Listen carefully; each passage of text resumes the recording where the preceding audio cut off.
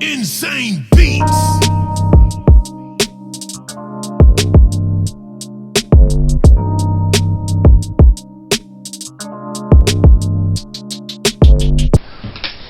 In the opening fight of the night for UFC 239, we have Michael Chiesa taking on Diego Sanchez.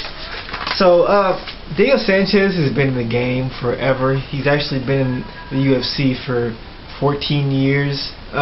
Was the first Ultimate Fighter winner. Been here forever. On the other hand, Michael Chiesa is an Ultimate Fighter winner as well. Not long after Diego Sanchez did, maybe a few years afterwards. But interesting matchup between these two. Diego Sanchez, he's 3-2 in his last 5. Got a win over Mickey Gall recently, but he's also lost to guys like Ally Quinta and Matt Brown, and that is because Diego Sanchez is not exactly a super technical striker. He is very, very relentless whenever he's on his feet. In Diego's fight with Gilbert Melendez, it was pretty much a back and forth fight. He was constantly coming forward, constantly pushing, constantly being aggressive in the striking exchange. However, Gilbert Melendez was just a more technical striker and managed to beat him that way. However, in the case of him and Clay Guida is not very much of a striker. He is quite tall and lengthy, has a lot of range on him. However, he doesn't use it to strike. He's not very technical in that realm. He is more of a submission grappler, submission wrestler. Just basically wrestles guys down to the ground and takes their back and gets a submission. He's 3-2 in his last 5 as well. He most recently defeated Carlos Condit in his first fight up at 170. He defeated Jim Miller. He also defeated Dariush, but he also lost recently against Kevin Lee, and he lost against Anthony Pettis. So lost against some good guys, but his fight with Diego Sanchez will definitely be harder than people might think it is. Even though Diego Sanchez has been around for a long time, he is still very sharp, very aggressive, very into the game. He has a crazy mindset, and also he is one of the best grapplers that you'll see in the game to this day.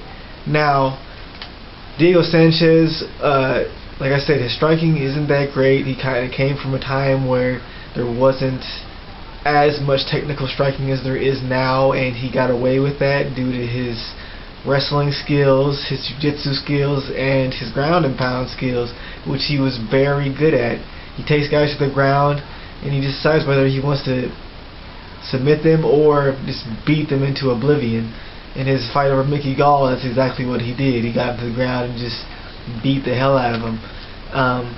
Mickey Gall, like I said, has some similar strengths. Gets guys down, maybe not the best takedown skill. However, when he does get guys down, he goes right to the back and often will get that rear naked choke.